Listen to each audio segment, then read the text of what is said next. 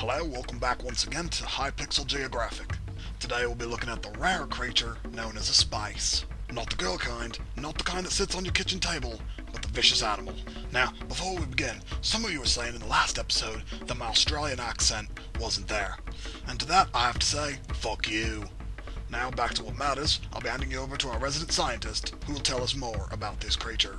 Indeed. Now, what you should know about this spice is that it is a very agile creature.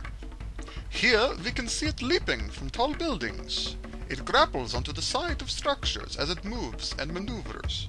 It has evolved this ability to help it procure what it needs to survive. Damn straight, and once it has what it needs, it quickly goes on the hunt.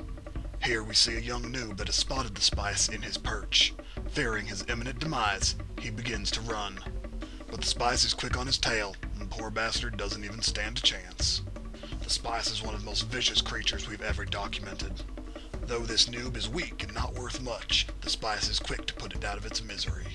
Before he can even bathe in the blood of his victims, another creature appears from the forest.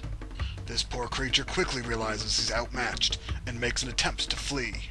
But the spice isn't having any of it and quickly does what he does. What makes the spice such an interesting creature to document is that oftentimes he will play with his food. It is very important to notice how the spice merely follows his prey, waiting for the exact moment to strike. Where in the past we would have seen an Autobots or a Crave run in and immediately kill it, the spice prefers to take a more subtle approach. See how he torments his foe. As you can see, he is afraid. He has no idea that his demise is soon. And even though he's scared and running, he has no idea which direction the spice is. This game of cat and mouse will go on for days, until finally the spice is ready to go in for the kill. Immediately he lunges forwards, going for the neck of his victim. And in a blink of an eye, it's over. Even this docile creature under this tree is no exception to the spice's wrath. Suddenly woken up, the greenback noob immediately takes off. He hopes that he can outrun the spice, or at the very least, hope that it finds something else to kill on the way. Now, the spice is not the fastest animal we have documented. No, that award goes to the Crave. But it does have a reputation for being precise. And as we see here, it knows just when to attack. That green little bastard didn't stand a chance. So it seems. We find the spice a few days later. It's been following a pack of noobsaurs for days and now seeks to pick them off one by one. This first little bastard quickly retreats back to its herd, only to be killed by the spice mere feet away. And he's quick to put down the rest of the creature's family. The bloodshed has brought about all the local predators, and thanks to the spice's keen sight, he sees one and wastes no time putting it down. Some scientists believe that the spice can see 20 times better than your average groundhog. What the hell is the point of that information? Nothing in particular. I just thought it was interesting. Right.